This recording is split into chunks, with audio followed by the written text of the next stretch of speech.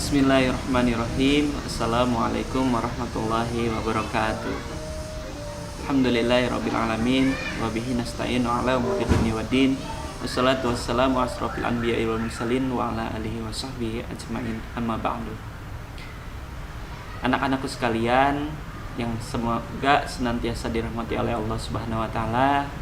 Alhamdulillah, hari ini kita bisa berjumpa kembali dengan bulan Ramadan yang penuh berkah, penuh ampunan, dan penuh kasih sayang dari Allah Subhanahu wa taala.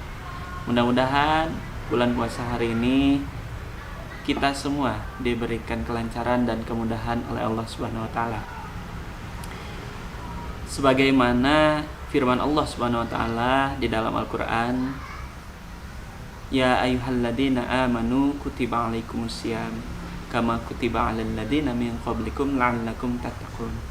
Yang artinya, wahai orang-orang yang beriman, sesungguhnya diwajibkan atas kamu semuanya untuk berpuasa sebagaimana yang telah diwajibkan kepada kaum-kaum sebelum kamu. Yang perlu digarisbawahi di sini adalah orang yang beriman yang ditujukan Allah dalam ayat ini. Sehingga jika kita senantiasa melaksanakan puasa, insya Allah kita termasuk orang-orang yang beriman. Amin ya Allah ya Rabbal Alamin. Tapi di sisi lain juga ada hadis yang menjelaskan bahwa sebagian besar orang-orang yang berpuasa itu hanya menahan lapar dan dahaga saja. Rubba shaimin laisa min siyamihi ilal ju' wal a'tas. Yang artinya sebagian besar atau kebanyakan orang yang berpuasa itu hanya menahan lapar dan haus aja.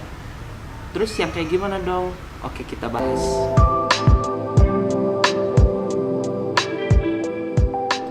Supaya kita terhindar dari golongan orang-orang yang puasa tapi cuma dapat haus dan lapar aja.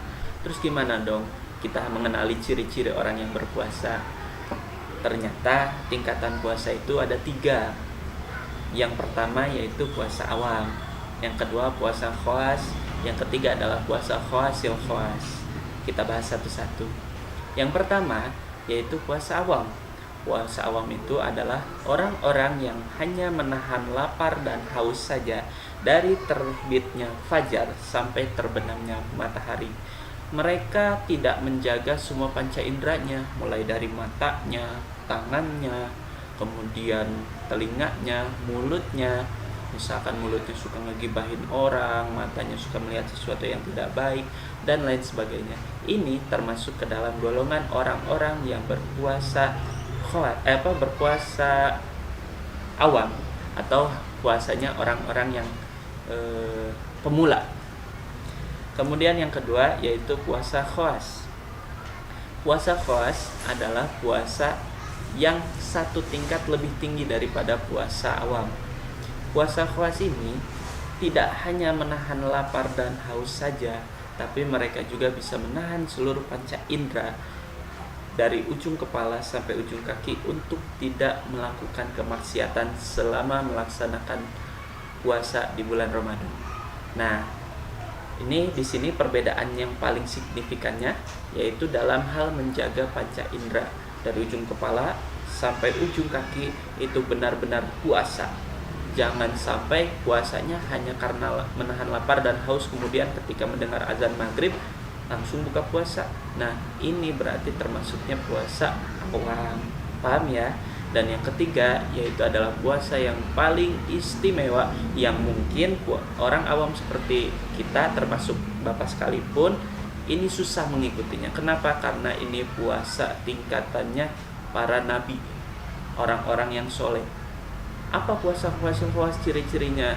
Mereka sudah tidak lagi memikirkan perutnya, gimana caranya isi perut nanti, takjilnya harus pakai apa, gorengan, kolak, rujak dan lain sebagainya.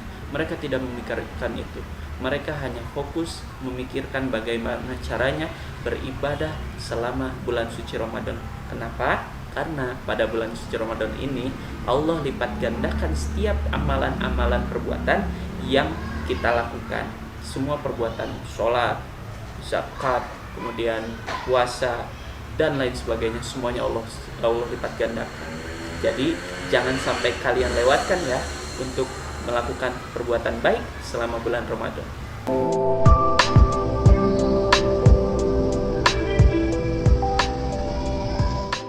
Nah, tadi sudah Bapak bahas tentang tingkatan golongan orang-orang yang berpuasa.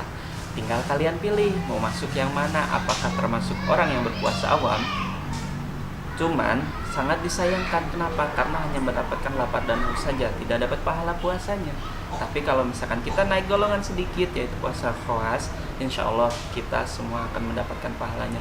Kita berdoa kepada Allah Subhanahu Wa Taala, semoga kita diberikan kelancaran, kemudahan dalam melaksanakan kewajiban yang Allah kasih kepada kita. Insya Allah kita akan bertemu lagi di Ramadan selanjutnya.